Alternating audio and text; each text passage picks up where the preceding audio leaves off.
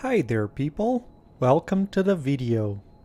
Today I'll be talking about the boss, the butterfly of oh shit I'm poisoned. Yeah. So let's talk a bit about the boss first. It has a fire resistance of minus 10%, ice resistance of 20, lightning resistance of 20, and blood resistance of 20. Phase 1, it has a crush defense of 0, slash of minus 10, and pierce of 0. And second phase, it has a crush of 10%, slash of 0, and pierce of 10%. So it's weak to fire and slash, but it's also pretty weak to generally like all the melee effects. It has around 20,000 HP, the base one from the you find. So very important. The passive that gives you venom resistance and the venom cure that you can put as an active gift. These are very, very important. Okay. I like to use from the fighter adrenaline. It's a pretty good boost for general like melee. Poison doesn't work, and most status effects don't work. I really like the increased drain. Iron Will for increased defense, 25%, I think. Phantom Assault, I really like it for a gap closer, and it deals quite a bit of damage. And here we have a couple of fire effects. So you have this one from Louis, and it also has like the flaming weapon, but you only get this one later, so you won't have for your first fight. And you have this flame stake or whatever it's called, which is also pretty good from the hunter. I'll do like a quick test, but the important thing, I'm using the festive thorn. I think it's the name. It's pretty good. It has pretty high venom resistance together with the passive. This one is also a good option, the stinger type, but the other festive ones are not very good. These usually have like the highest venom resistance. The Queenslayer Thorn, or yeah, I think that's the name, also has a pretty high resistance to poison. And but the other ones, and there's also like the one that you start with, I think, is this one that you start with. I don't remember. But this one, the Queenslayer Claw, also has pretty high venom resistance.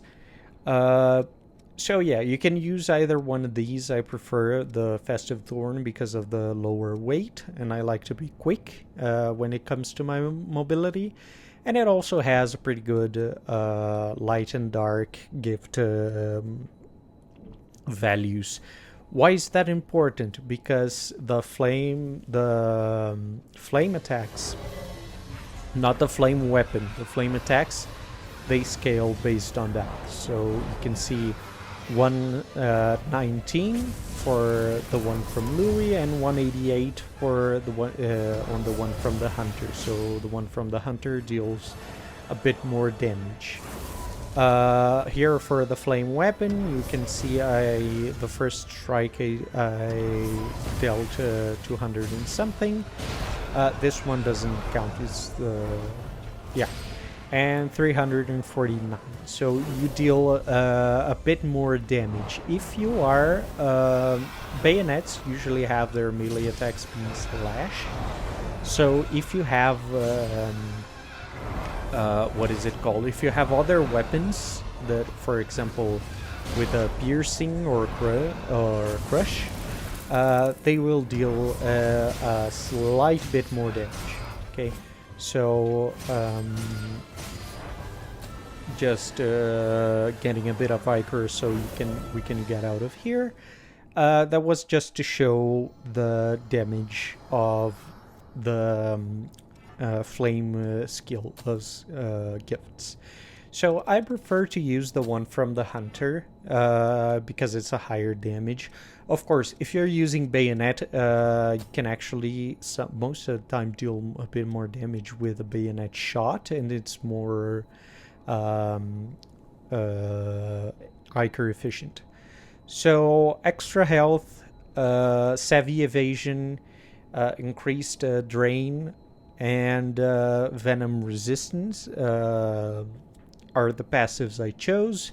Health is pretty important. I'm level 24. I don't remember if I showed it before, but it's here, and it's having a bit more health. You will probably face the butterfly at level 10, so the health bonus is pretty good.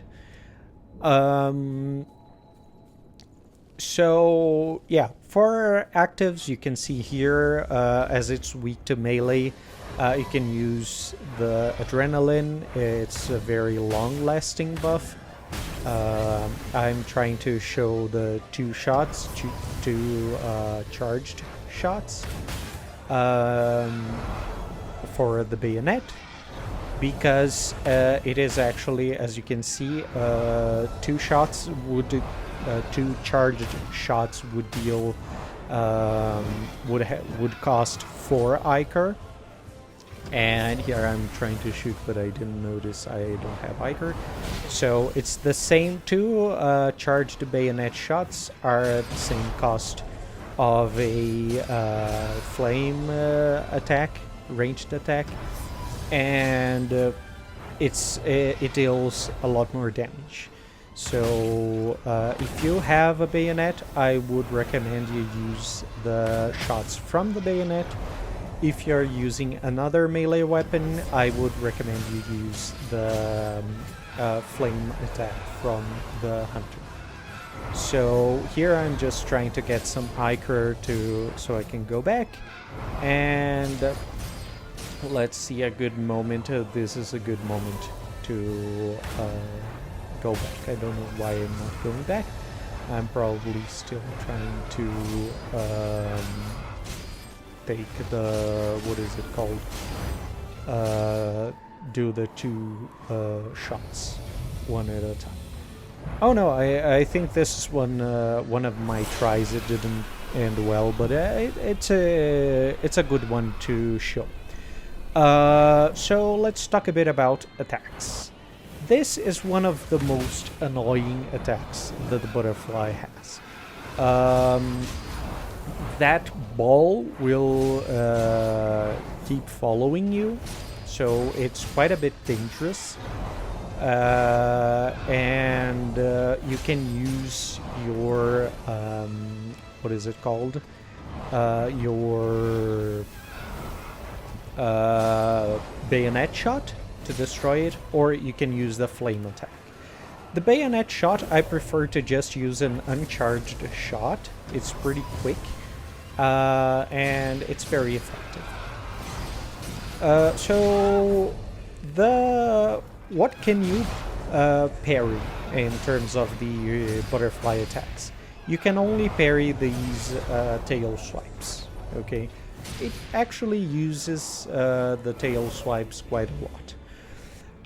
It has a few variations on the tail swipes. So, oh, and also this, when the tail starts roaring, there are two possible attacks. This venom mist and the one that makes a ball that follows you. So when she prepares this attack that will create poison around the butterfly, you deal less damage, but it's an opportunity for you to get a bit of ichor. So for example, sometimes when it starts, you can use that. So another way you can use the one that gives you increased drain on your weapons, so it's a bit safer. You can also use the anti-venom, and this is another important attack you should worry about. It's like a tail swipe, forward bite, and then it can follow up with a circular attack. As you can see, due to how common the tail swipe attack is, you can keep like parrying like this. You just have to get the timing right. Because I moved here, I missed the timing, but it's something you need to get used to. So I really like the IV types of Blood Veils, but you can just try to find one you like, and you can try it, and you can get used to the parry. This is also pretty good because you get ichor from the parry, and you also get a +2 on your max ichor. So if you do this on the fight and you get to your max ichor, you have quite a good amount of reserves to use like the flame ranged attack. Because it costs 4 ichor, so it's not cheap. But it's pretty good to use when she's using the ranged attacks. So depending on the drain on your Blood Veil, you can get more or less ichor. So this is also a pretty good way to get your ichor stats. This is very important because of the poison effects. So you have to watch out for that. You can get anti-venom from Coco, and you can also get another consumable that will increase your resistance to poison. So that's also an option if you would prefer to use like your money, your currency, instead of your ichor. That being said, this can be a very tough boss to fight because of the poison. If you get hit by a couple of attacks, suddenly you are at low health, and oh, here I'm just trying to show that these balls that